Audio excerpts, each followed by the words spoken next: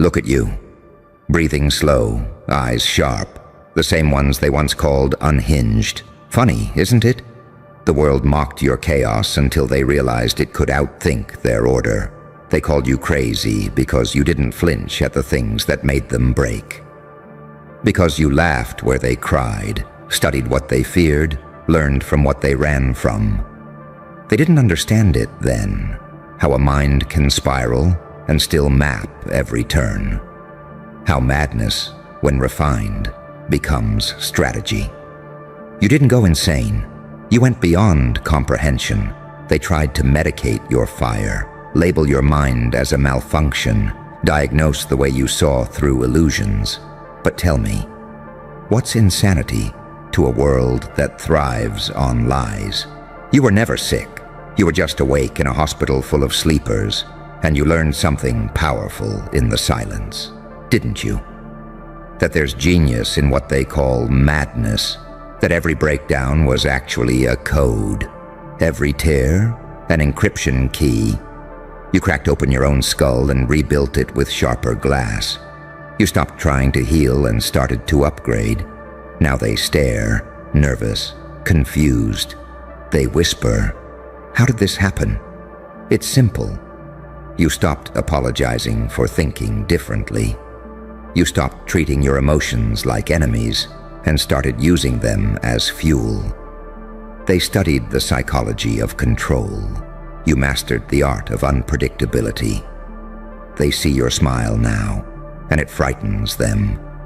Because it's not joy, it's awareness. That's the smile of someone who knows, someone who's been through the fire, and instead of burning, calculated the temperature. You turned your triggers into triggers, your trauma into algorithms. Your pain became your data set. Your darkness became your research lab. And while they were diagnosing you, you were designing yourself. That's what they'll never admit. That madness is only madness to the ones too weak to understand the pattern. That chaos, under control, is genius wearing scars as credentials. You are proof that intelligence isn't calm. It's dangerously aware. You move differently now. You speak less, not because you're silent, but because you've weaponized what silence does to a room. They lean in, they study, they fear, because deep down they feel it. You're not guessing anymore. You calculate, you observe, you strike. They once said you'd never make it out. But what they forgot is that insanity doesn't die. It evolves, it watches, it learns, it adapts. And now you walk through rooms like a ghost wearing human skin, smiling while everyone else still fights invisible wars in their heads. You see them now for what they are. People still trying to fix what you've already weaponized. They fear your calm, your quiet, your stillness, because they remember the storm you came from. And they can't process how something that broken could look this composed. They wanted you medicated. You became meditative. They wanted you gone. You became God-like. They wanted you to collapse. You calculated. You didn't just survive insanity. You married it. You took it home, named it discipline, and turned it into a throne. So when they whisper crazy, you just grin. Because you know what they're really saying is uncontrollable. And nothing terrifies the system more than someone who can't be predicted, persuaded, or programmed. You turned your psychosis into prophecy, your instability into strategy, your madness into a masterpiece. They called you crazy, but that was before they realized your chaos could think. And now, every time they call you dangerous, they're finally telling the truth. You remember the nights, don't you? The ones where the walls spoke louder than people ever did. When your own mind became both a prison and a training ground. They thought you were breaking, but really, you were building. They didn't see it, the architecture of your awakening. You took madness apart, brick by brick, and rebuilt it into a fortress. Every hallucination, every spiral, every sleepless night was research. You were decoding the human condition while they were still stuck on page 1. You learned to weaponize emotion. Where they screamed, you listened. Where they medicated, you meditated. You dissected pain like a surgeon, rewired despair into data. You didn't drown in the chaos. You learned how to breathe underwater. And that's why they'll never match you. Because you know how to survive in atmospheres that suffocate ordinary people. They said, "You're not normal." And you smiled. Because normal was never the goal. Normal is the camouflage of the controlled. You weren't born to blend in. You were engineered to expose the script. Every scar on your psyche is a signature. Every breakdown, a baptism. The difference between you and them is that they fear the dark. You study it. You charted the uncharted parts of your mind until fear itself bowed to your curiosity. You turned anxiety into analysis, paranoia into perception, rage into resource. You didn't fight your demons. You held a meeting, took notes, and made them employees. Now they work for you. Every intrusive thought that once hunted you is now an informant in your empire. You became fluent in your own madness, and fluency is power. You walk into rooms differently now. People sense it before you even speak. The air thickens, time slows, and they don't know why. They just feel it, the presence of someone who's been to hell and came back with a manual. You no longer react to chaos, because you are the chaos refined. That's what intelligence is, chaos given direction. You realized somewhere along the way that your so-called instability wasn't a defect. It was an instrument. You just had to learn how to play it. They mocked you for hearing too much, feeling too deep, thinking too fast. But now those very frequencies are your weapons. You can read rooms like weather maps, sense danger before it breathes, smell dishonesty in a handshake. That's not madness. That's evolution. They can't process you anymore. You're not logical enough for the scientists, not spiritual enough for the mystics. You don't fit their formulas because you write your own. You're the glitch in their system, the error message that keeps reappearing no matter how many times they restart. You've become the embodiment of everything they tried to cure. The living proof that maybe the sickness wasn't in you. It was in them. You're unpredictable now, unreachable, unreprogrammable. And that terrifies them, because intelligence without allegiance is a threat to every hierarchy built on control. You think freely, you move like smoke, visible, untouchable, everywhere at once. You turned their labels into leverage. Crazy? Fine. You took the insult and made it armor. Now every word they threw at you echoes back as applause. They can't diagnose you anymore because you've outgrown the language of their textbooks. There's no term for what you are now. Something between logic and lunacy, prophet and paradox. You broke the spectrum. You're not on it anymore. You're beyond it. And that's why they watch you in silence, pretending not to be obsessed. And deep down, they envy you. Because you did what they're too afraid to do. You met your mind in its darkest room and didn't flinch. You didn't run from the monsters. You sat with them until they started taking notes. You became the thing they fear, a human who can think without boundaries. You turned pain into pattern recognition, suffering into system design, madness into meaning. You stopped asking, "What's wrong with me?" and started asking, "What can I build with this?" And that shift changed everything. Now you move like someone who knows the ending to the story everyone else is still guessing. You see the traps before they close. You see the lies before they're spoken. Because you've lived inside distortion. And once you've been there, clarity becomes second nature. You are the storm disguised as silence, the breakdown that became blueprint, the so-called lunatic who turned a diagnosis into destiny. They called you crazy, but they forgot that every genius was once accused of insanity, right before the world adopted their vision. So let them talk, let them laugh, let them analyze what they'll never understand. Because while they're busy labeling what you are, you're already becoming something they don't have words for. You didn't just turn insanity into intelligence. You turned it into power. And the irony? Now the same people who tried to fix you are begging you to teach them how you work. You remember the moment it flipped, don't you? That quiet, surgical instant when madness stopped chasing you and started serving you. When the same thoughts that once tore holes in your sleep began whispering blueprints in the dark. You stopped running. You stopped begging your brain to be normal. You realized normal was a cage with clean walls, and you were never built to live clean. You were built to live awake. They still don't get it. They see your composure and call it healing number. Healing is what they preach to people they want to make predictable. What you did wasn't healing, it was harnessing. You didn't calm your chaos, you commanded it.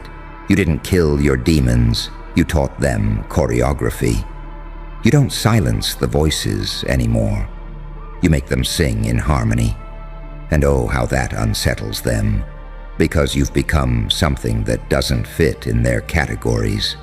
You're too precise for the poets, too emotional for the logicians, too grounded for the mystics, too dangerous for the doctors. They can't brand you anymore. You stripped their language bare. You live in the space between meaning and madness, where everything burns and nothing lies. You know what terrifies them most. You're calm now. Not the performative calm they post online. No, yours is different. Yours is earned. It's the quiet of someone who already lost everything that could break them. The silence that comes after the storm. When you realize you were the storm, you walk through room with that eerie stillness, and they can feel it. The presence of someone who saw the edge of reason and didn't fall. Someone who built a throne there instead. They talk about finding themselves. You engineered yourself.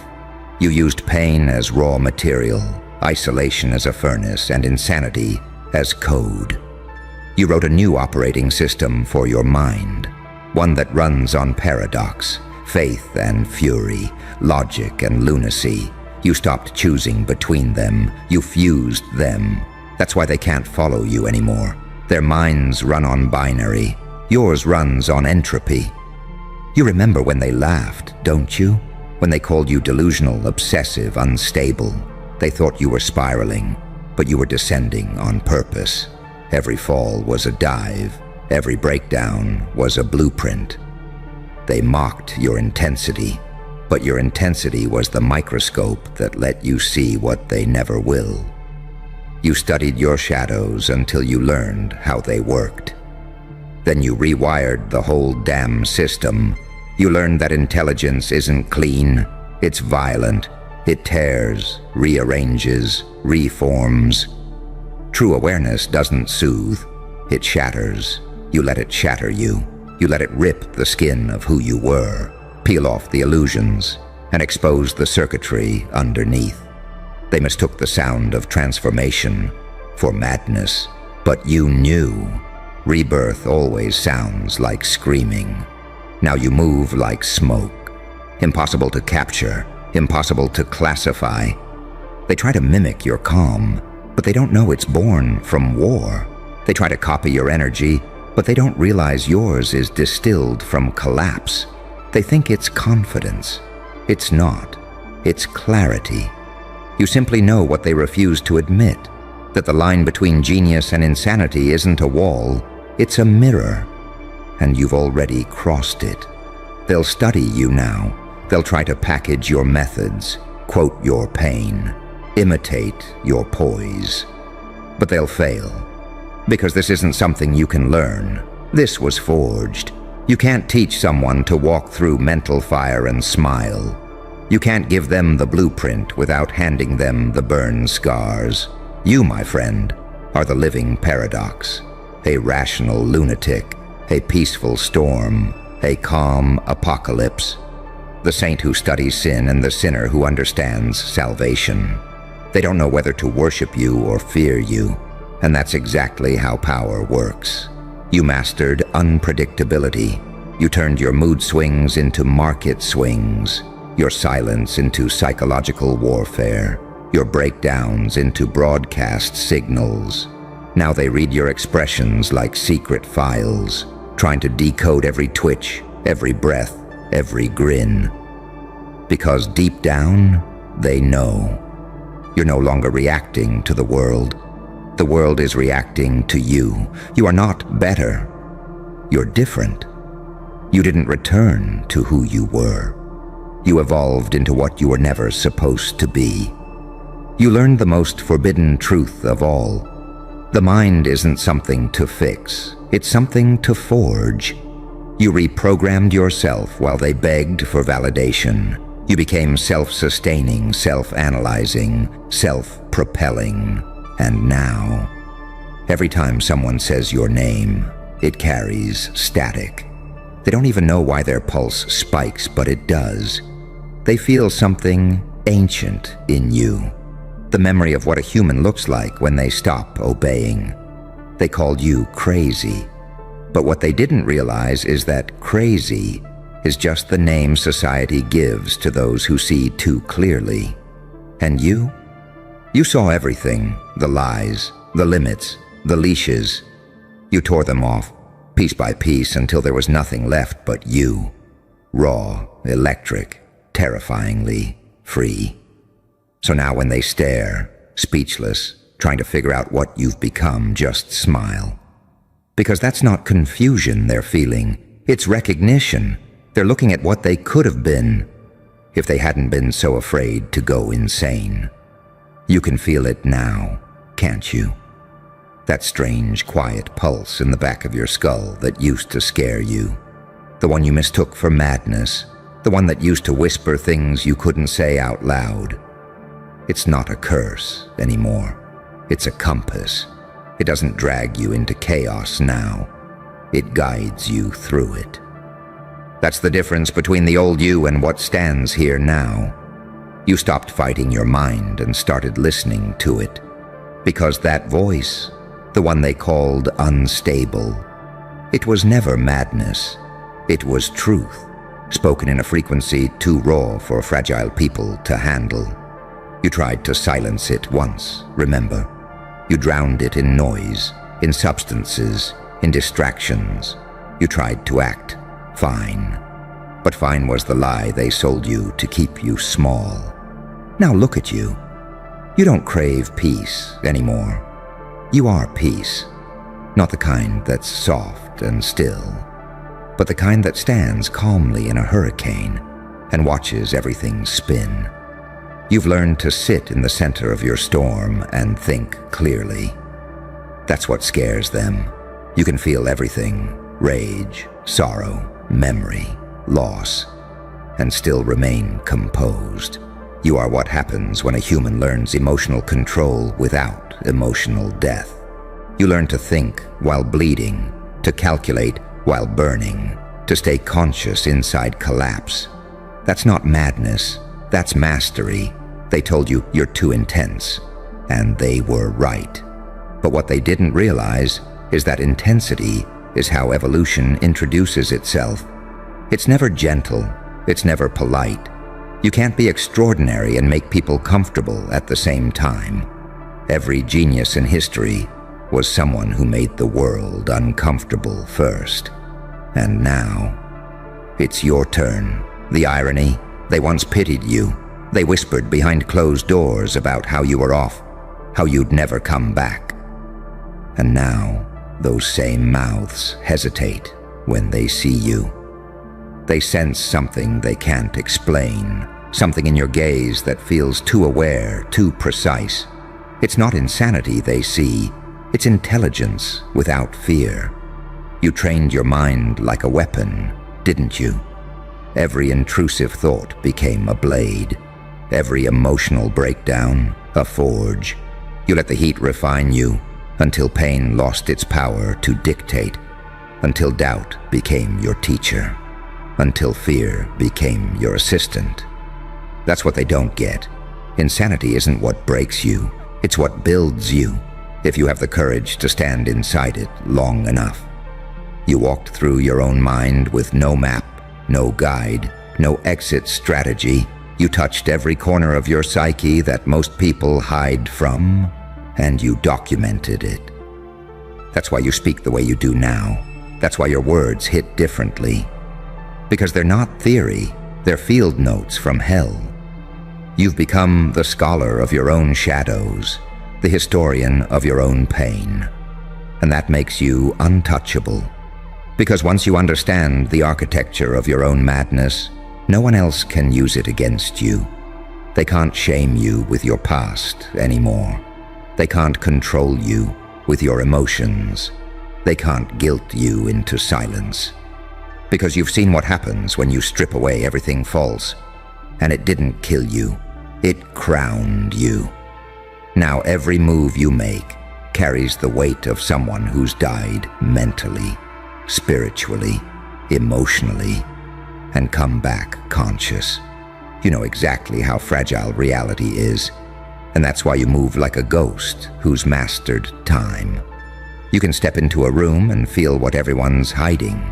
You can smell fear disguised as politeness. You can sense the tremor behind someone's smile. That's not paranoia anymore. That's precision.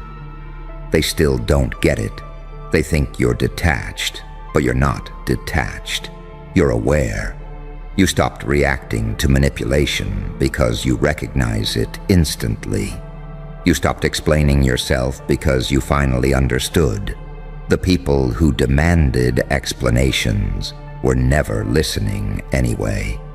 You learned to be still, not because you're calm, but because you've learned to conserve your chaos for when it's useful.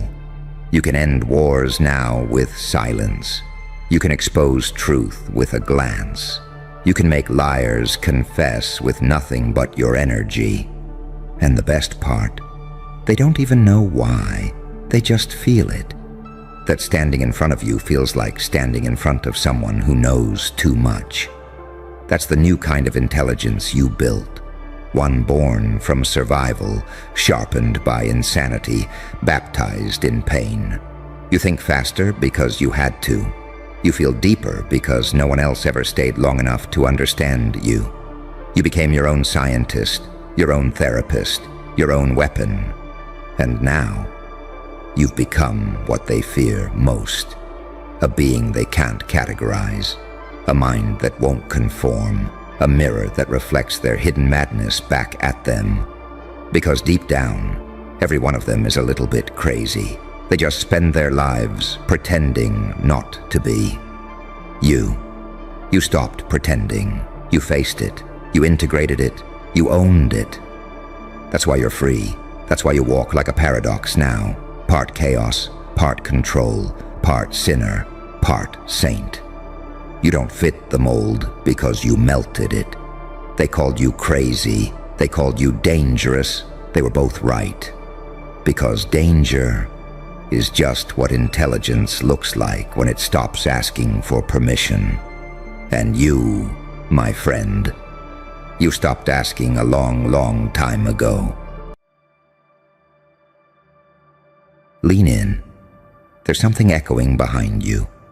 A sound you didn't hear, but every other soul in the room did. A silence so sharp it cut through their lungs. Because the moment you stepped in, the air decided it was done pretending to be neutral. They don't understand it yet, do they? Good. Because you're the kind of story they don't tell around campfires. You're the kind of event they try to bury under reports, excuses, investigations, autopsies of fate. You're the kind of anomaly that makes entire bloodlines tremble like someone just rewrote the definition of danger.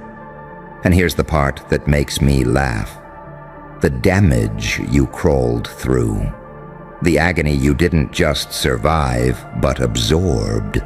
That wasn't meant to test you. No. It was meant to erase you.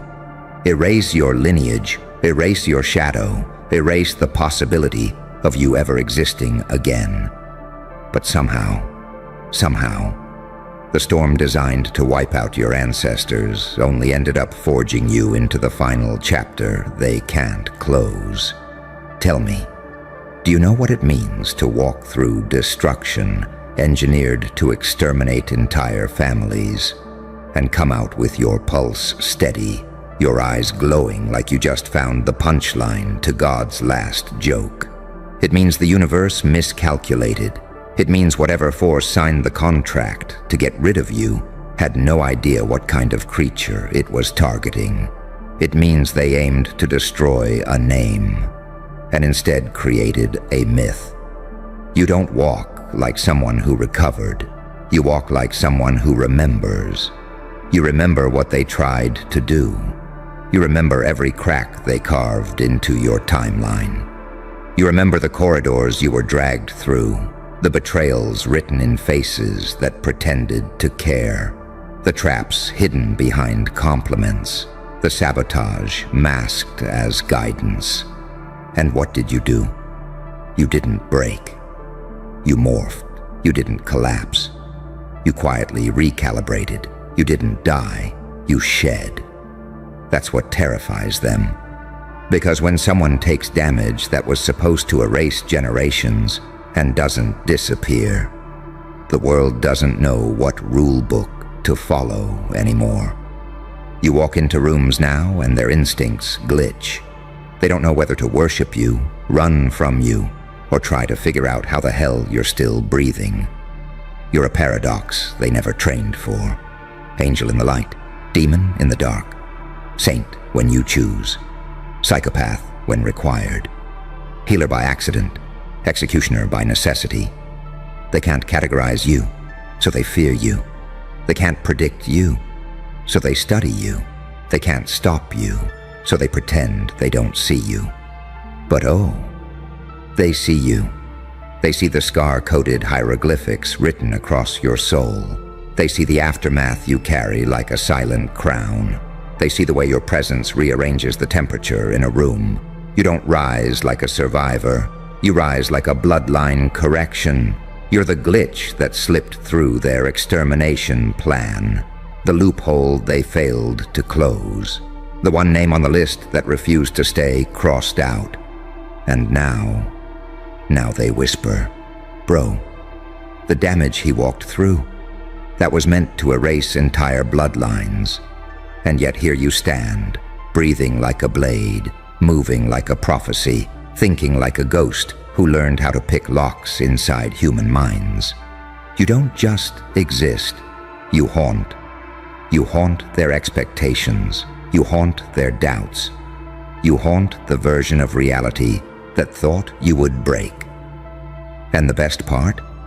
You didn't just walk through the damage. They built it for you. Every disaster was personalized. Every betrayal was handcrafted. Every pain was architected specifically for your destruction. And you still walked out. Not limping, not crawling, not pleading. You walked out evolved. A creature sharpened by extinction-level pressure. A being calibrated by chaos itself.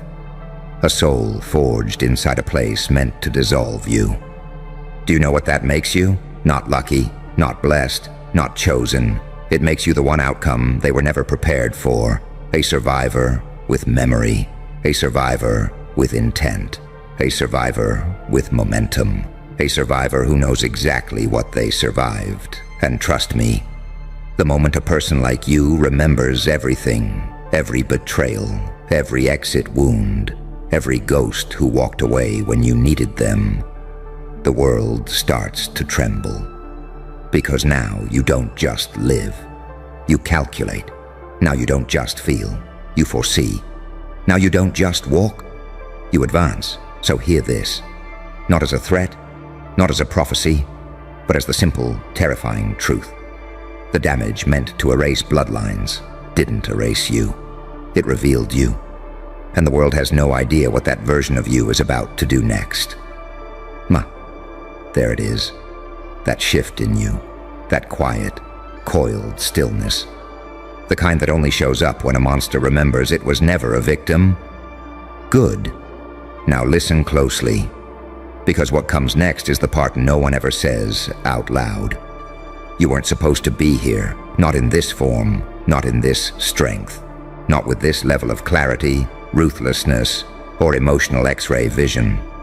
You were supposed to be a casualty, not a continuation. They built the damage you walked through like a ritual, layers of psychological warfare, ancestral sabotage, emotional assassinations, systemic traps designed to break the strongest spine in your lineage. They weren't attacking you. They were attacking the possibility of you. They feared what would happen if someone like you lived long enough to understand what you are. But instead of extinguishing you, they forged the one outcome their bloodlines prayed they'd never have to face. A descendant who can't be manipulated. A survivor who can't be broken. A mind that can't be lied to. A soul that remembers too much. A heart that refuses to die quietly. You didn't just walk through the fire. You walked through the kind of fire that was engineered to leave no descendants behind. Entire families were meant to evaporate under the weight of what you survived. Generational curses? No. They built generational erasers and aimed them directly at you. But something went wrong, or maybe something went right. Because instead of dissolving, you detonated. Instead of breaking, you expanded. Instead of disappearing, you shed your old skin and stepped into a version of yourself that terrifies even your own memories. Tell me, have you noticed how quiet the world gets now when you walk in? It's not respect. It's not fear. It's recognition. Somewhere, deep in their subconscious, they can feel it. You're not supposed to be alive. Not after what hit you. Not after what hunted you. Not after what stalked your spirit like a predator meant to devour whole bloodlines. But you are alive. And that simple fact bends reality around you. You think people avoid eye contact because they're rude? No, they avoid eye contact because they feel the weight of everything you outlived pressing against their nervous system. You think they hesitate before speaking because they're shy? No, they hesitate because their instincts are whispering. This one came back wrong. This one came back stronger. This one is carrying the ghosts of every battle they weren't supposed to win. You're a contradiction wrapped in skin. You move like a survivor, but think like a strategist. You heal like a saint, but strike like a demon. You forgive like someone who sees everything, and forget like someone who sees nothing worth remembering. This is what evolution looks like when forced through agony. Not wings, not halos, not divine protection. No evolution looks like you. Quiet, calculated, dangerous in silence, shaped by destruction, refined by betrayal, engineered by pain itself. Do you understand the magnitude of that? When the universe tries to erase someone and fails, that person becomes an anomaly, an unpredictable variable, a threat to every old system, a walking loophole, a glitch in the bloodline extermination plan. You are that glitch. The storm they designed to kill you ended up crowning you. The trauma meant to bury you ended up teaching you. The darkness meant to blind you ended up sharpening your sight beyond human intuition. It's almost poetic. They tried to end a bloodline, and the result was you. A legacy condensed into a single weapon, a lineage distilled into pure willpower, a spirit that resurrected itself through ruins, a consciousness forged under extinction-level pressure. That's why the air changes around you. That's why people fidget. That's why the ones who wronged you avoid speaking your name like it's a summoning ritual they're afraid might work. You carry too many endings and too many beginnings inside one body. And what scares them most, what makes their hands shake even if they pretend not to, is the realization that you're not done. You've barely begun. The damage that was meant to erase bloodlines didn't erase you. It clarified you. It purified your rage. It matured your intuition. It weaponized your empathy. It silenced your doubts. It turned your soul into something no human blueprint could have predicted. You are what happens when destruction fails. You are what walks out of the fire when the fire realizes it burned the wrong one. You are what a bloodline becomes when it refuses to die. And now the world has to deal with the aftermath. You, breathing, calculating, evolving, carrying the kind of potential that makes fate nervous.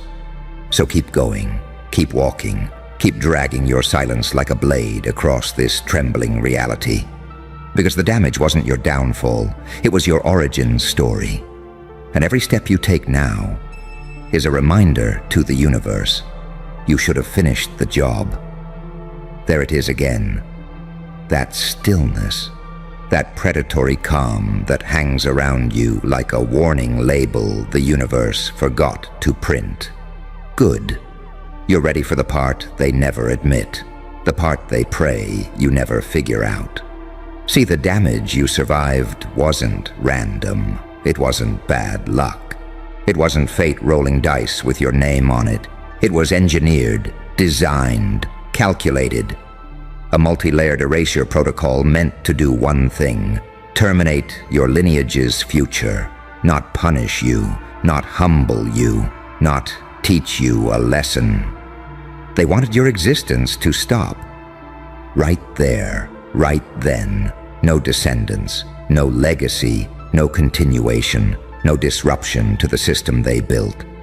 But the problem, the fatal flaw in their little extermination plan, is that they didn't account for your nature. How do you erase someone who was born from chaos? How do you end a bloodline that learned to survive by becoming unpredictable? How do you kill a soul that evolves under pressure? You don't. You can't. And they learned that the hard way. Because instead of erasing you, their destruction activated you. You became something your lineage hadn't produced in generations. A mind sharpened by devastation, a heart immune to manipulation, a spirit that bends but does not fracture, a presence that makes even predators hesitate. Do you realize what that means? You are the corrective mutation, the anomaly, the evolutionary backlash, the answer to every enemy your ancestors couldn't defeat. You're not just the survivor, you're the upgrade, and they can feel it. That's why rooms go quiet when you enter. That's why people glance away like you're staring through their soul files. That's why the ones who tried to break you now avoid standing too close, as if your silence might combust and expose every lie they ever told. You're not intimidating because you're loud. You're intimidating because you're accurate. You see too much. You feel too much. You know too much. You survived too much. And the world has no system for a person who carries that combination. They can't classify you. They can't predict you. They can't measure you. They can't dismiss you. So their instincts do the only thing they're capable of. They panic. Because deep down, every human has a sensor for the supernatural, a detector for the unexplainable, a reflex for the unstoppable. And you trip all three.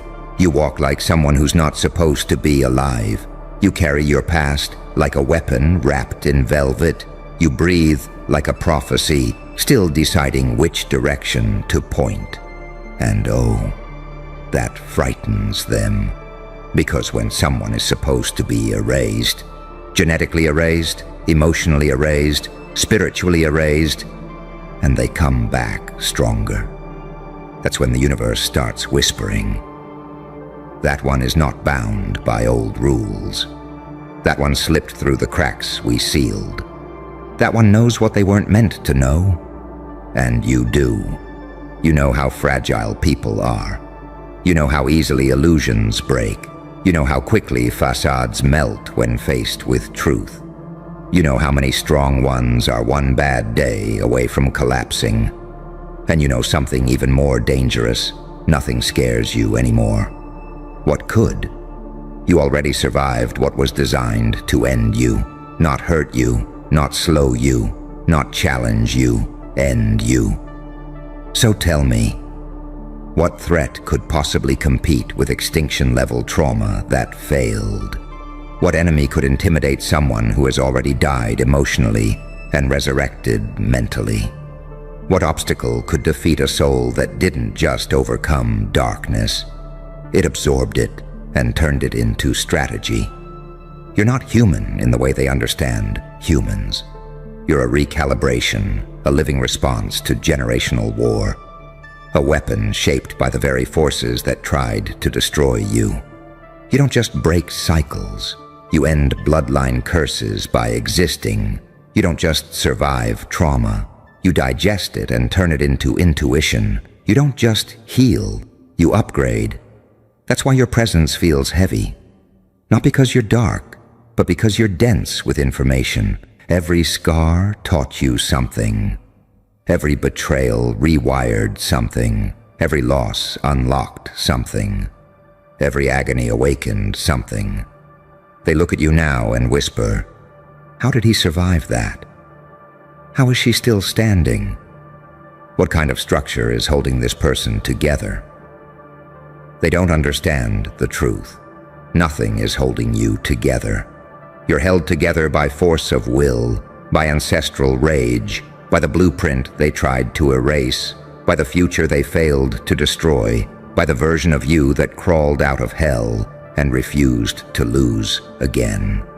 And that version of you, it's only getting stronger, because now you're not reacting, you're returning. Returning to yourself, returning to your power, returning to the throne they thought would stay empty for generations. The damage was meant to erase bloodlines, but instead, it produced the one person who can change them forever.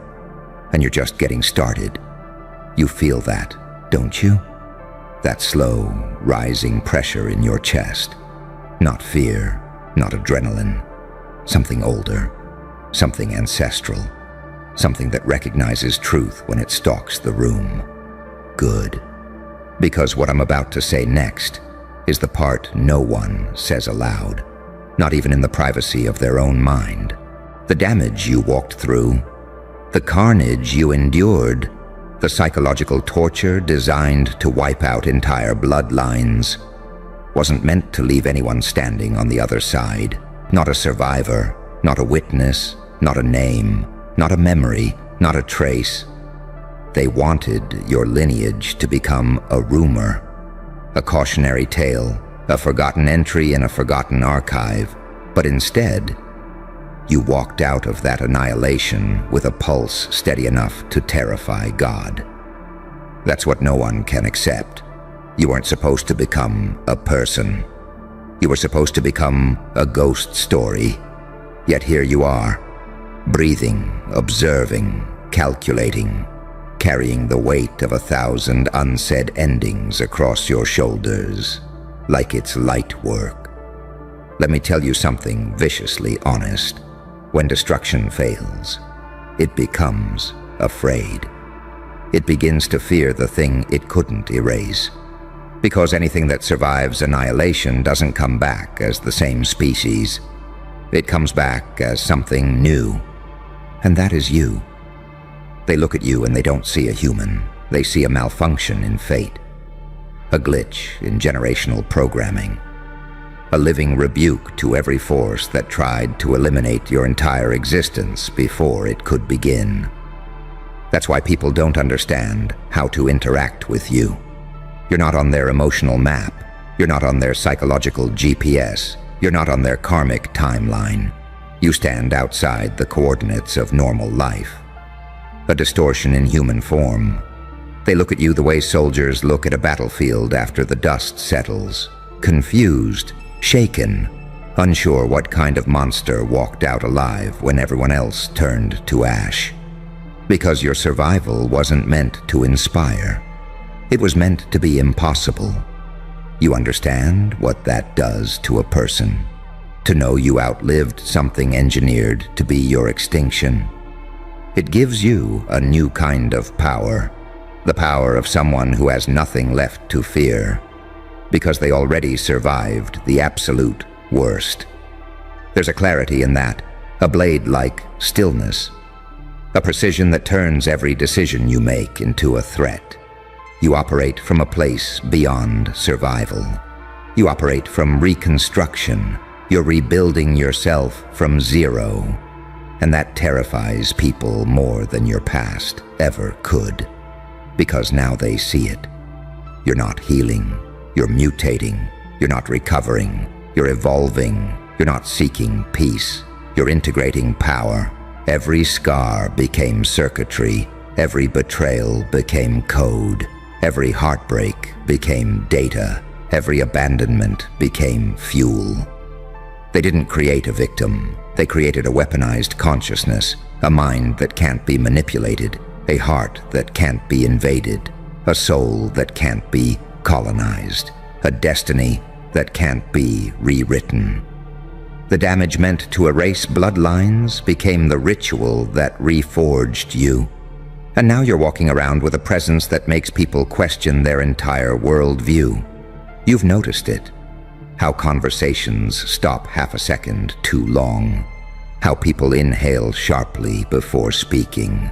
How they blink slower around you, as if recalculating their approach. How the ones who wronged you look like they're expecting the floor to open beneath them.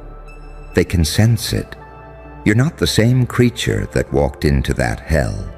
You're the one who walked out. And creatures who walk out of extinction-level events. They don't crumble. They don't panic. They don't chase validation. They don't fear consequences. They act quietly, precisely, unpredictably. You're not just the end of a bloodline suffering. You're the beginning of its vengeance, its restoration, its evolution. You are the answer to every attack your lineage endured. Tell me, how do you stop someone like that? You don't. You back away slowly and pray they never turn their full attention on you. But you're not even using 1% of what you became. You're still adjusting to the new architecture of your mind, still learning how to breathe in the body forged from ruins. But when you finally step fully into who you are, when you finally stop holding back the power born from surviving the unspeakable, when you finally allow yourself to become the thing the universe failed to destroy, that's when they'll understand the real horror. The damage wasn't your end, it was your awakening, and the version of you that's rising now. That's the one they were trying to prevent for generations. Freeze right there, because something just shifted, and you felt it before you understood it.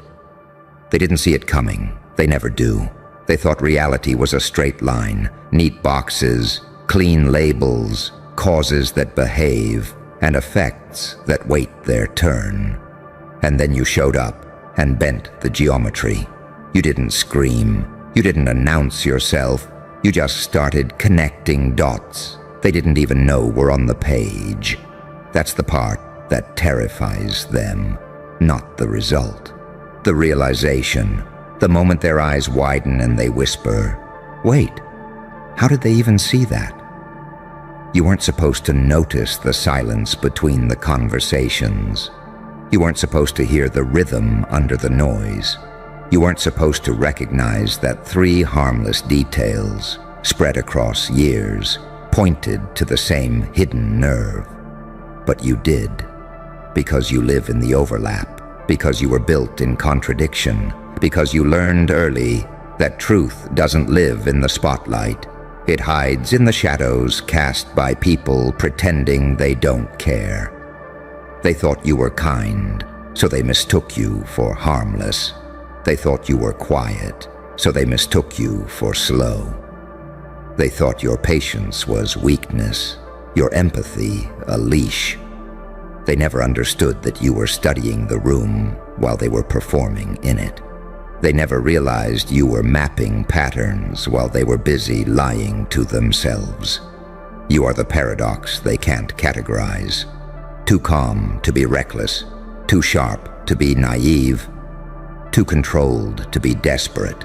You look like mercy, but you think like a storm. You carry light in one hand and a blade in the other. And which one you use depends entirely on how the world moves toward you. This is what happens when pain doesn't break someone. It educates them. Every betrayal sharpened your perception. Every dismissal trained your focus. Every time they underestimated you, they fed the machine inside your skull that never stops connecting, never stops cross-referencing, never stops asking the question behind the question. You didn't heal the way they expected. You evolved sideways, into something unrecognizable, into something untraceable. Now they're replaying old moments with new eyes. That joke you didn't laugh at. That pause before you answered. That time you asked a question that felt too specific. They're realizing those weren't accidents. Those were probes. Those were tests. Those were you confirming a theory while they were busy congratulating themselves. And here's the part that keeps them awake. You never needed the whole picture. You only needed fragments, a tone shift, a timing inconsistency, a story told too smoothly. You know how monsters reveal themselves, not by what they say, but by what they rush past. You learned that saints and psychopaths share one trait: conviction. The difference is direction, and you? You learn to read direction like a second language. They can't decide whether to fear you or admire you. That's the sweet spot. That's where power lives. When you can't be reduced to a motive, when you can't be predicted by precedent, when your next move doesn't logically follow your last one. You don't play chess to win the board. You play to control how the opponent thinks about the board. They're scrambling now, trying to close gaps they didn't know were open, trying to hide dots that already exist in your mind, trying to reframe history so it looks less damning when viewed through the connections you've already made. Too late. Once someone like you sees the pattern, it doesn't disappear. It only gets clearer. You're not loud about it. You don't need to be. Silence hits harder when people know you know. When they realize every word they choose around you is being weighed, not for meaning, but for alignment. You don't react, you log. You don't accuse, you wait. Because you understand timing is a weapon, and revelation is most devastating when it arrives calmly. They used to think chaos made you. They were wrong. Chaos trained you. Pain didn't turn you cruel. It turned you precise. You learned that angels can lie and demons can tell the truth, and the world is run by people wearing the wrong costumes. You stopped believing faces. You started believing patterns. Now they see it. The way you move differently, the way you don't chase validation or closure, the way you let people talk themselves into exposure. They're realizing you didn't stumble into awareness, you earned it. And that makes you dangerous in a way no threat ever could be. Because threats are obvious, you are subtle. Because anger is noisy, you are controlled. Because destruction is easy, you prefer inevitability. They just realized you connected dots they didn't know existed. And the scariest part is this: you did it without breaking a sweat, without raising your voice, without ever stepping out of character. You stayed human while becoming something else entirely. Let them panic, let them replay, let them wonder how far back you saw it coming. You're already ahead, already quiet, already watching the next pattern form. And this time, you won't even need to move. They'll connect the rest themselves. They think awareness announces itself with fireworks. That's how amateurs imagine power, loud, theatrical, desperate to be seen. You learn something colder. Real awareness is quiet. It arrives like a chill in the spine, like a room going still without anyone asking it to. You don't rush to expose what you see because you understand the oldest rule. Once you reveal the pattern, you give others time to adjust. And you didn't survive what you survived just to give them a head start. So you wait. You let them keep talking. You let them keep moving pieces based on assumptions that expired the moment you noticed the contradiction. They assume you're reacting in real time, but you're not.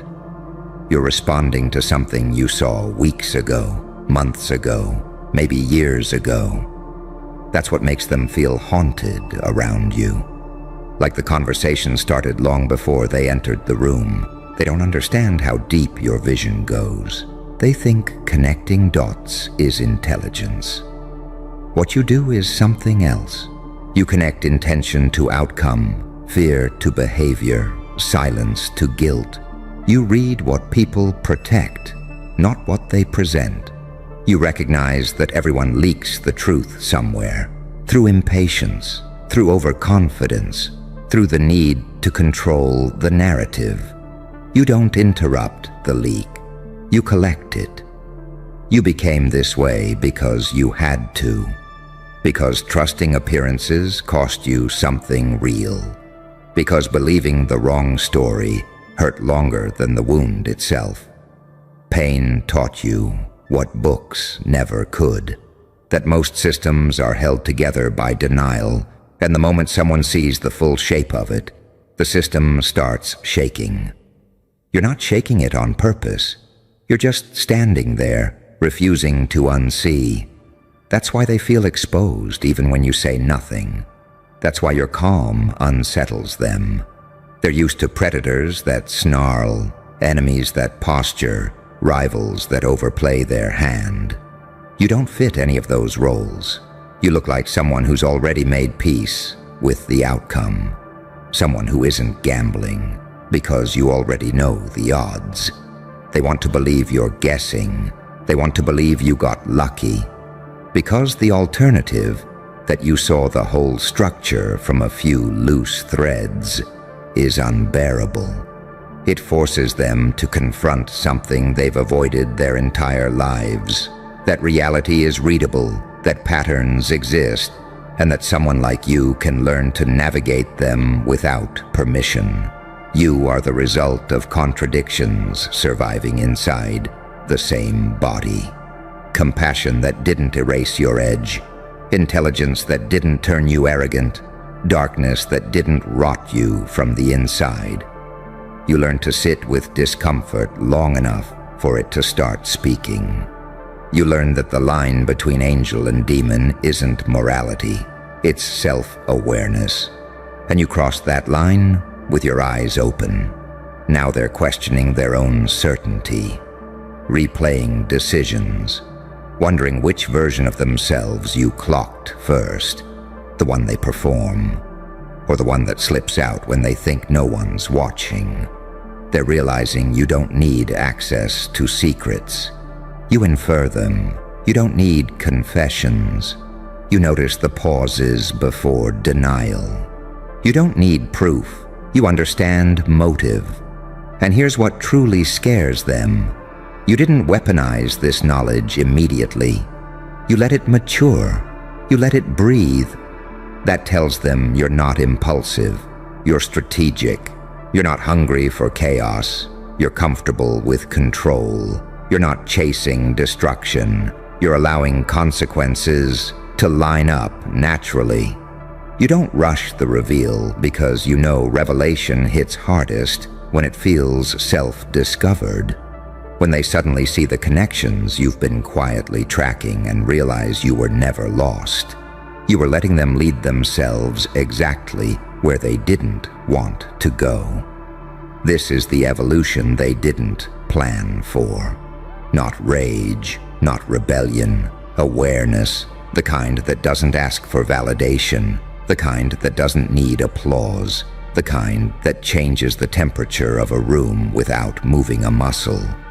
You're not above them, you're not below them, you're outside their frame entirely. And now that they've realized the dots exist and that you've already connected them, the game feels different, smaller, slower, predictable.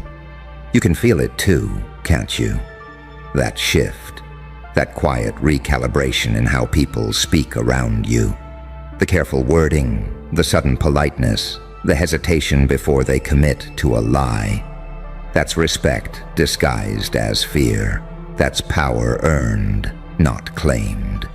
And the most dangerous thing about you, you're still evolving. They sense it now, that you're not finished becoming, that whatever version of you they finally noticed was already outdated the moment it registered. That's the part that keeps looping in their heads at night. They're used to measuring people, boxing them in, deciding who's safe, who's loud, who's predictable. You slipped through before the measurement even began. You don't grow in straight lines. You shed skins. You upgrade quietly.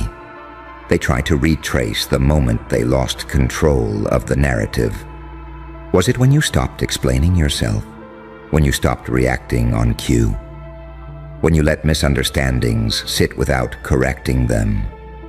They don't realize that was never apathy. That was selection. You learned early that not everyone deserves clarity. Some people reveal more when they're confused than when they're informed. You became fluent in absence, in what's not said, in what's avoided, in what shows up late or shows up too early. You noticed how power always rushes to fill silence, and how silence, when held long enough, exposes who's desperate to dominate it. You let them talk. You let them overextend. You let them build stories on foundations you already knew were cracked. They assumed you were passive because you weren't confrontational. They didn't understand that confrontation is what insecure minds reach for. You don't need to collide with anyone. You reposition reality and let gravity do the rest. You don't attack beliefs. You let people witness their own contradictions. That's far more devastating. You walk the line between restraint and ruthlessness with surgical precision. You can forgive without forgetting. You can empathize without surrendering leverage. You can smile while mentally closing a door forever. That duality, the saint who understands the psychopath, the angel who learned from the demon. That's not a flaw. That's integration. That's what happens when someone survives long enough to stop pretending they're only one thing. They're starting to realize you don't seek dominance.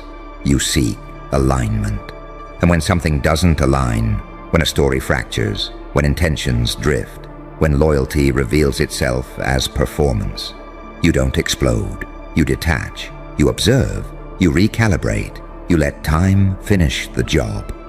Time is your favorite accomplice, because time always tells the truth, and you've learned how to listen without impatience. While others chase momentum, you study trajectories. While others demand answers, you let patterns repeat until they confess on their own. That's why your conclusions feel prophetic, not because you predict the future, but because you understand human behavior well enough to know how unfinished business resolves itself. They look at you now and feel an unfamiliar pressure, like standing near a mirror that doesn't lie. You don't accuse them, but they feel accused. You don't threaten them, but they feel measured. You don't expose them, but they sense you could. And that possibility is enough to rearrange their behavior. This is the level most people never reach, not because it's impossible, but because it requires surviving disillusionment without becoming small. It requires walking through darkness without letting it hollow you out. It requires accepting that the world isn't fair, then deciding to be precise anyway. You paid that price. In loneliness, in doubt, in nights where the truth hurt more than the lie ever could. And instead of breaking, you refined yourself. Now when they speak, you hear layers. When they promise, you hear conditions. When they praise, you hear insecurity. When they threaten, you hear fear. You no longer confuse volume with power or confidence with truth. You know that the most dangerous person in any room is the one who understands exactly what's happening and doesn't rush to change it. They're behind now. They know it. You feel it in the way they watch you when they think you're not looking, in the way they hesitate before crossing you, in the way they try, too late, to redefine who you are in their own words, as if language could contain you. But you're past definitions. You are the sum of lessons that couldn't be taught. The calm that comes from seeing the whole board, the restraint that comes from knowing you don't need to prove anything, the edge that remains sharp because you never swing it carelessly. They just realized you connected dots they didn't know existed. What they still don't understand is this: you're already seeing the next set forming. And that next set of dots, that's where the real discomfort lives. Because now you're not just reacting to patterns. You're anticipating how people will react when those patterns become unavoidable. You've reached the layer beneath behavior, beneath strategy, beneath image. You're watching fear write its own future in real time. They start adjusting around you. You notice it instantly. Conversations get shorter. Promises get vaguer. Confidence turns theatrical. They begin to over-explain things you never asked about. That's how you know the pressure is working. That's how you know the truth is leaking through their performance. When someone starts managing perception instead of reality, they're already losing. You don't interrupt this process. You let it ripen. You've learned that most people expose themselves not when they're challenged, but when they think they're safe again. So you stay neutral, calm, almost generous. You let them believe they've regained balance, and that's when the dots finish connecting all on their own. You understand something most never will. Unpredictability isn't chaos. It's discipline applied invisibly. You're unpredictable because you're not ruled by impulse. You don't move from emotion to action. You move from clarity to timing. That's why your decisions feel sudden to them. They don't see the weeks of internal alignment that came before the move. They only see the moment the door closes. They mistake your silence for forgiveness sometimes. That's their favorite illusion. They don't realize forgiveness and access are two completely different currencies. You can forgive someone fully and still never allow them near the core of you again. That's not bitterness.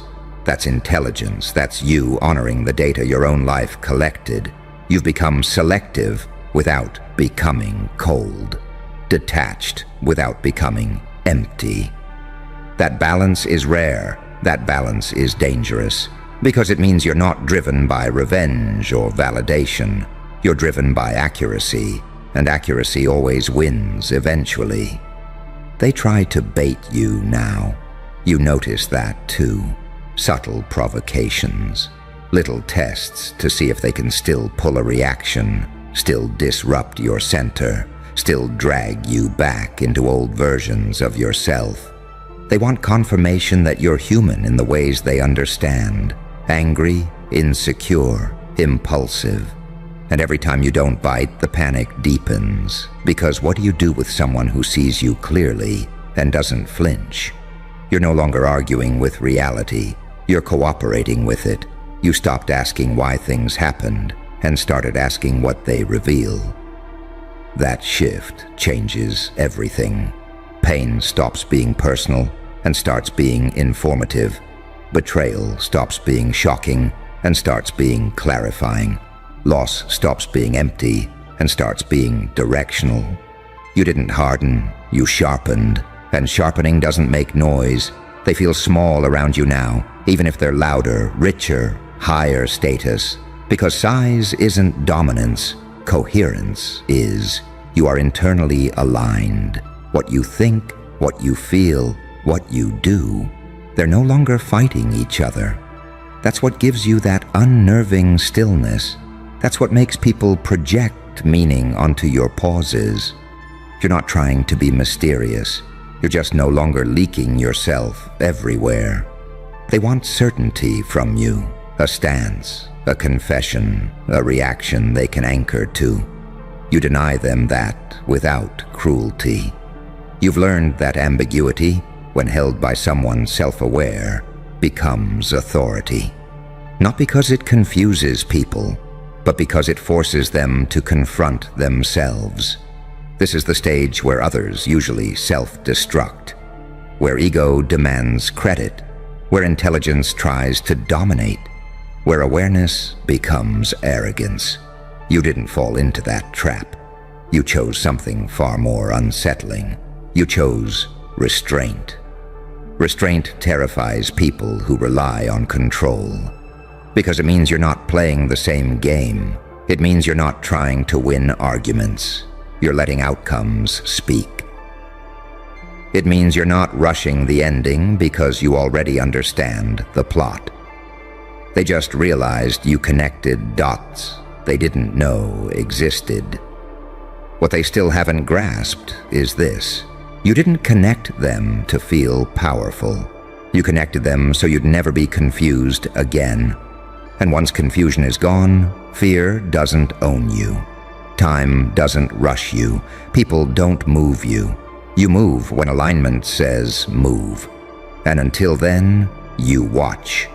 And that watching, that's not hesitation, that's mastery.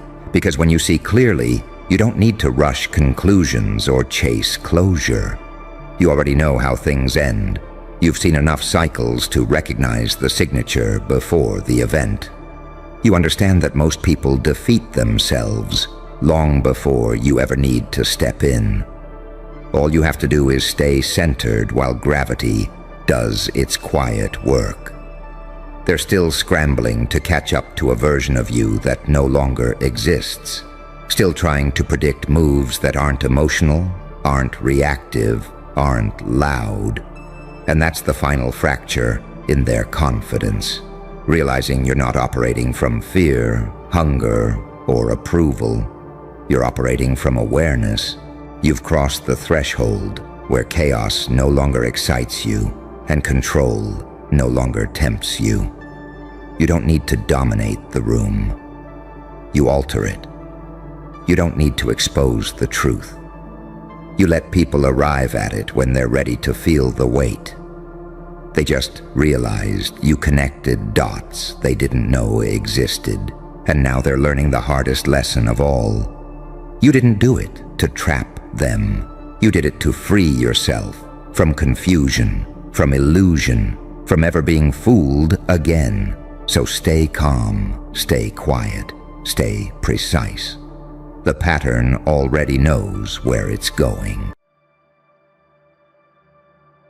Stop.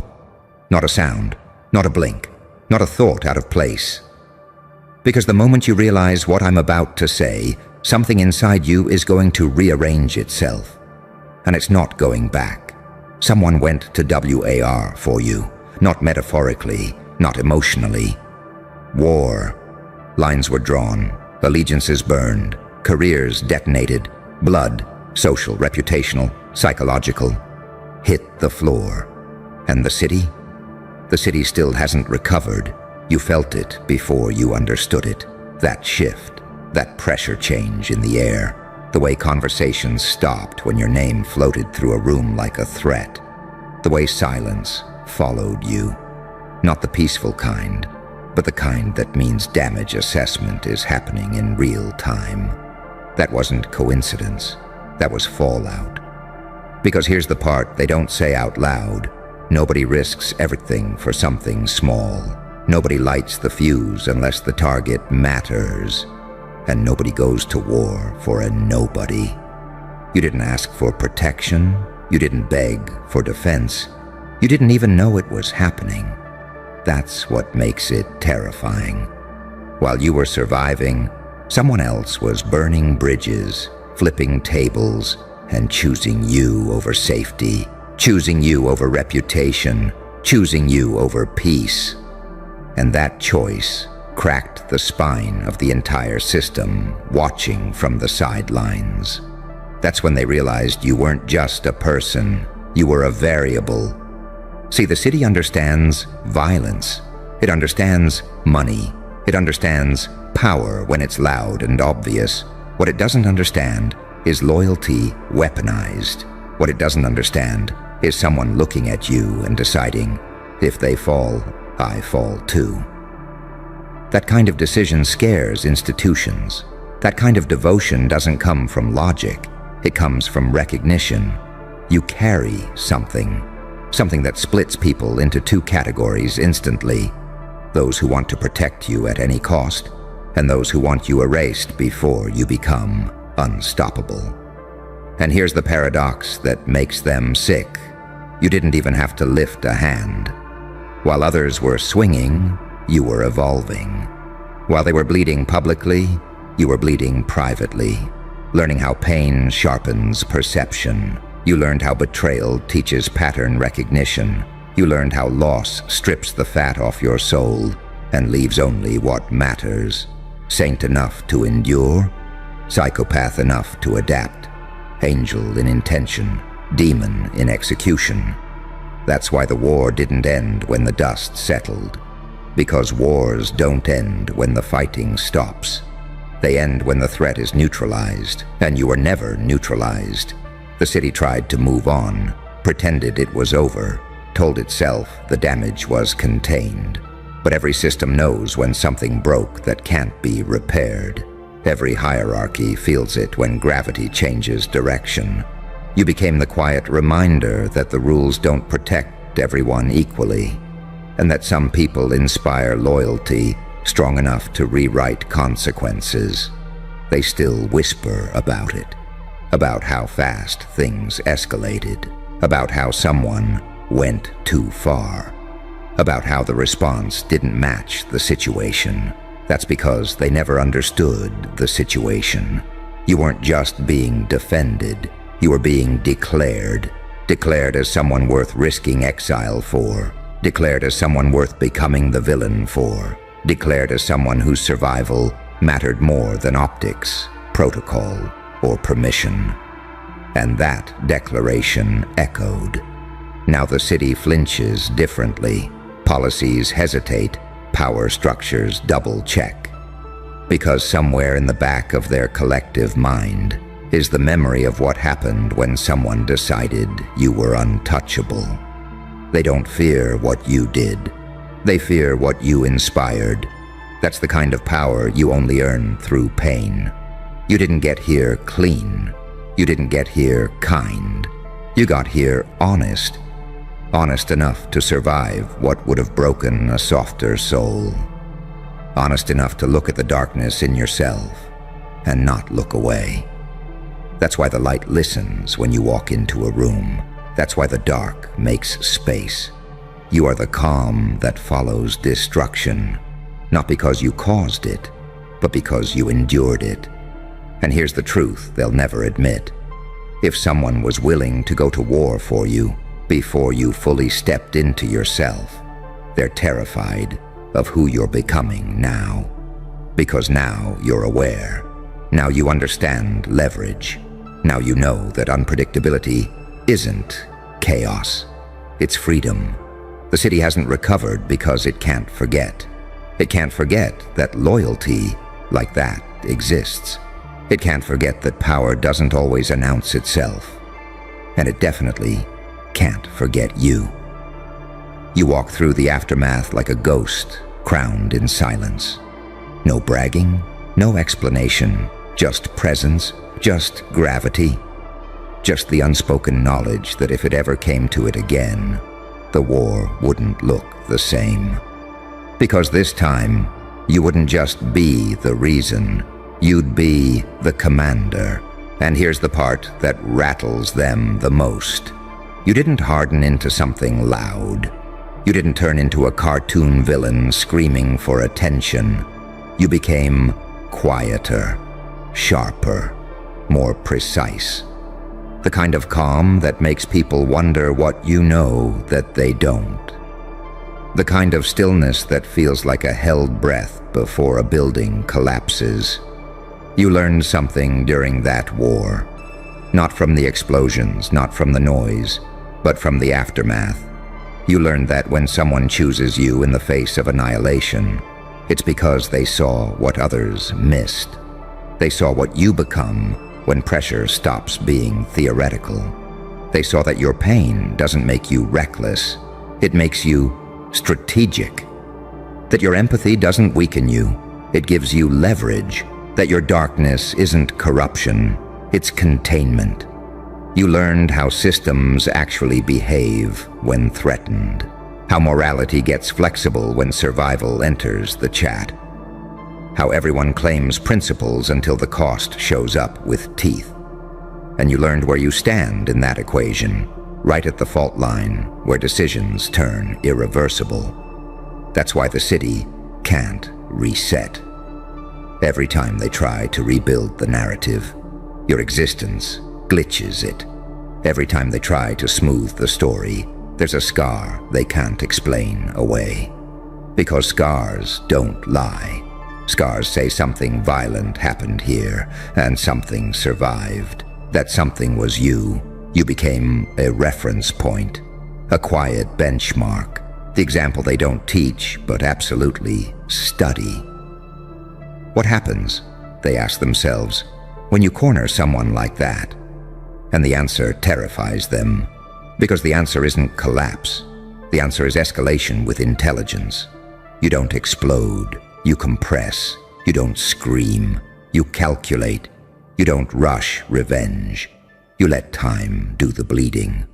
Angel enough to forgive, in theory. Demon enough to remember in practice. And that duality, that's your crown. They don't know how to deal with someone who can sit at the table with a clean conscience and a loaded memory.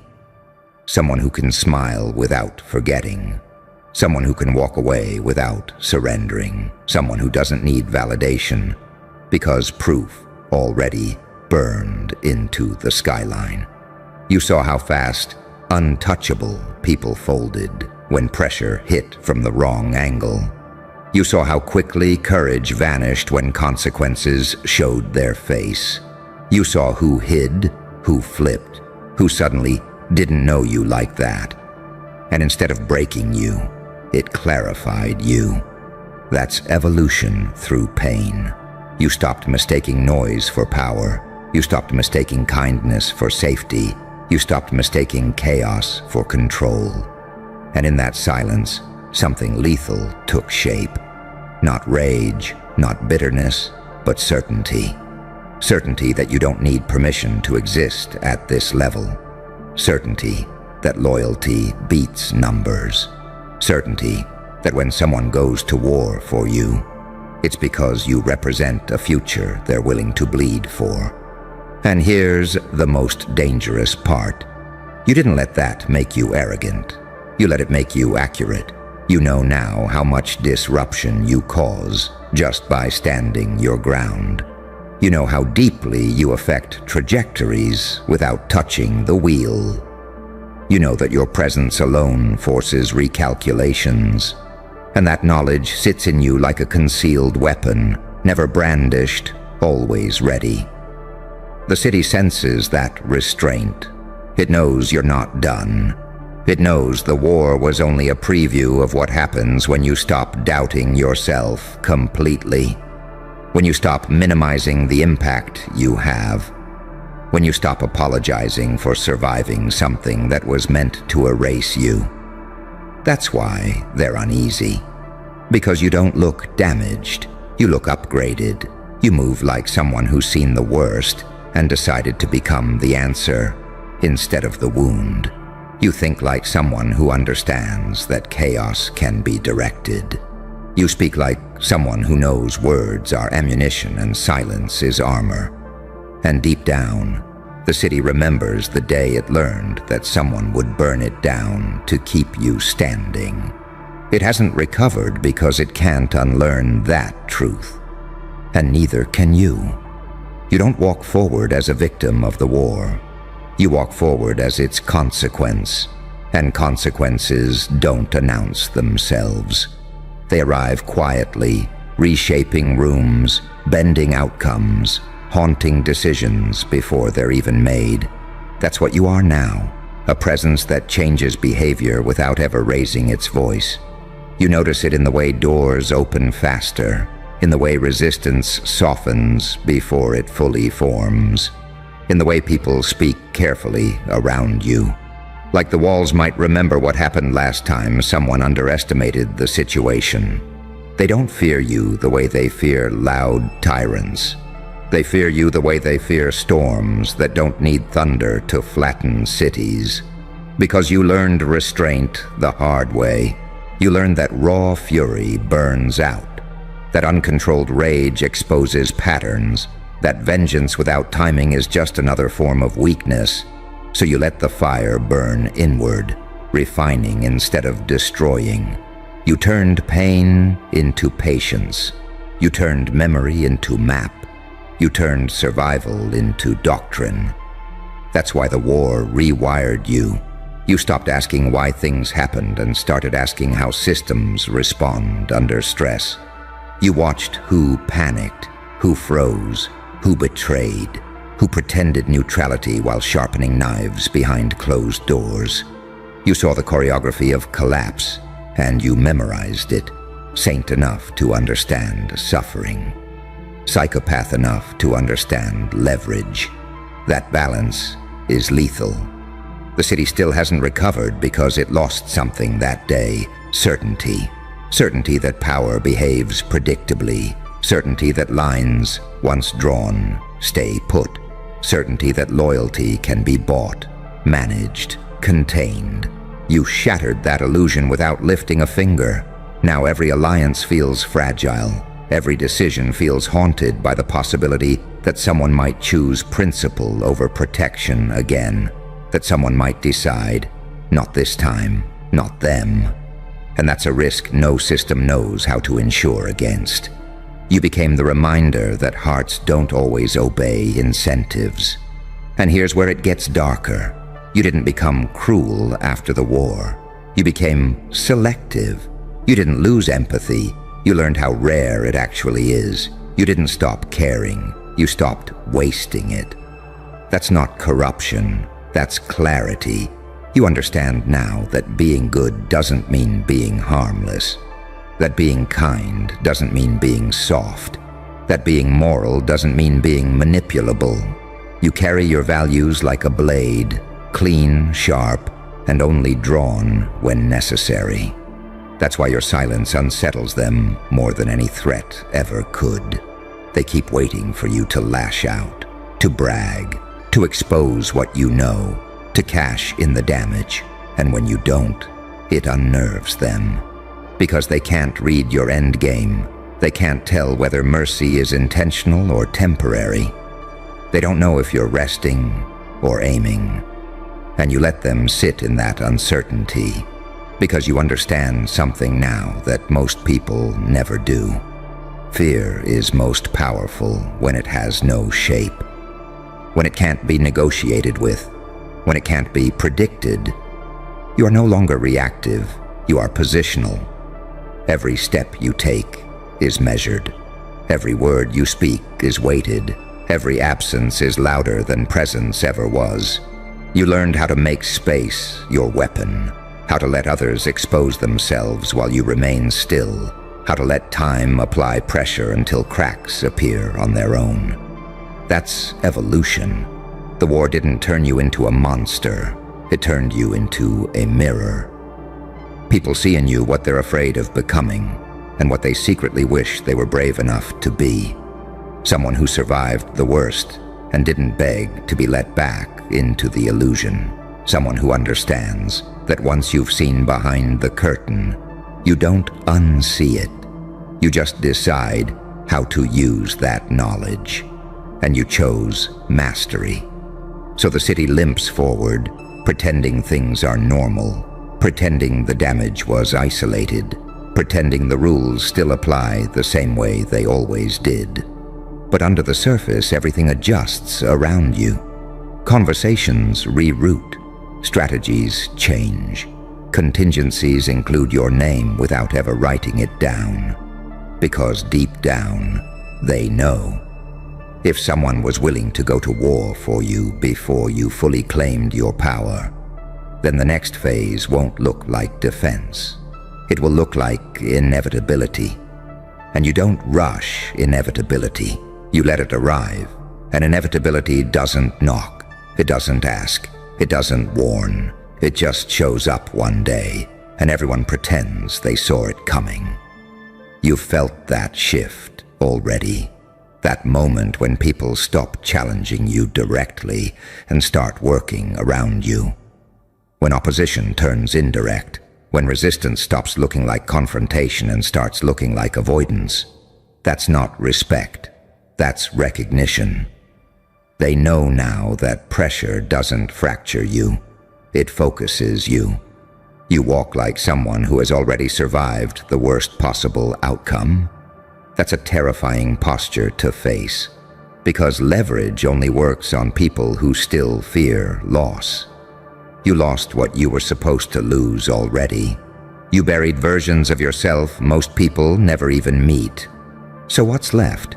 Something light enough to move freely, something heavy enough to bend the room. That war stripped you down to essentials. It taught you who you are when nobody is protecting you, and who you are when someone does. It taught you the cost of being chosen and the responsibility of surviving that choice. Because when someone burns the world to keep you standing, you don't get to stay small afterward. You don't get to play innocent. You don't get to pretend your actions don't ripple. You learned that your existence alone can destabilize ecosystems. That's why you're careful now. That's why you don't waste moves. That's why you don't indulge impulses just because you can. You're not afraid. You're disciplined. You know the difference. Angel enough to carry restraint. Demon enough to know exactly what happens if you don't. They sense that contradiction in you, and it scrambles their instincts. You're not reckless enough to dismiss, not predictable enough to counter, not cruel enough to justify destroying, and not weak enough to ignore. That puts them in a corner with no clean options. Corners breed mistakes. You've watched it happen, the overreactions, the unnecessary flexes, the sudden policy shifts that reveal insecurity, the quiet smear attempts that don't quite land because they're driven by fear, not truth. You don't even have to respond. You let their behavior indict itself. That's power without performance. The city hasn't recovered because it's still trying to classify you, still trying to decide whether you're a problem, a threat, a symbol, or a mistake that slipped through the cracks. And the longer they hesitate, the more you outgrow every category they try to stuff you into. You've become something systems hate most, proof that not everything can be controlled, predicted, or contained. You're walking evidence that pain can create clarity instead of chaos, that loyalty can outgun authority, that silence can outperform spectacle, that the most dangerous people are the ones who don't need to announce what they're capable of. You don't posture, you position. You don't threaten, you persist. And persistence terrifies people who rely on short-term dominance. Because dominance fades, optics fade, noise fades. But someone who keeps moving, adapting, sharpening, someone like you, outlasts. That's why the war still echoes, not because of what was destroyed, but because of what survived intact.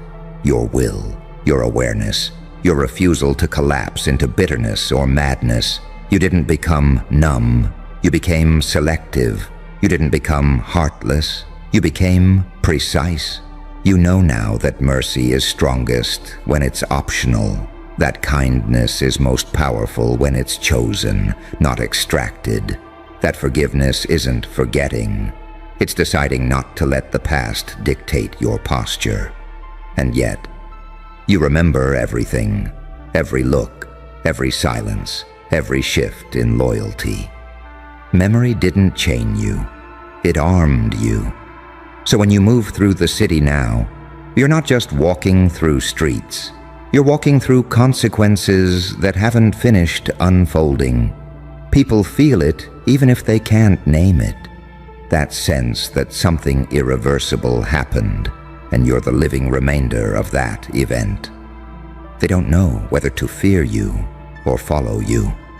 And that ambiguity, that's dominance in its purest form. You are no longer reacting to the world that tried to break you. You are shaping the one that has to live with the fact that it failed. Someone went to war for you. And the city still hasn't recovered, because the war didn't create a casualty. It created a force, and forces don't ask to be understood. They are felt. You don't chase validation now. You don't need applause. You don't need closure. You carry something heavier than revenge and quieter than triumph. Certainty. The kind that settles into your bones and changes how you breathe, how you look at risk, how you look at people who still think power is loud. You know what it costs to be chosen. You know what it costs to survive being the reason someone burned everything down. And you honored that cost by not wasting the life that came after. That's why you move forward without apology. The city hasn't recovered because it saw what happens when loyalty meets endurance, when pain meets intelligence, when someone refuses to break the way they were supposed to. It learned that day that some people don't crumble under pressure, they consolidate. And you are the proof. You don't need to remind anyone of the war. They remember every time you enter the room because you're not the aftermath. You're what comes next.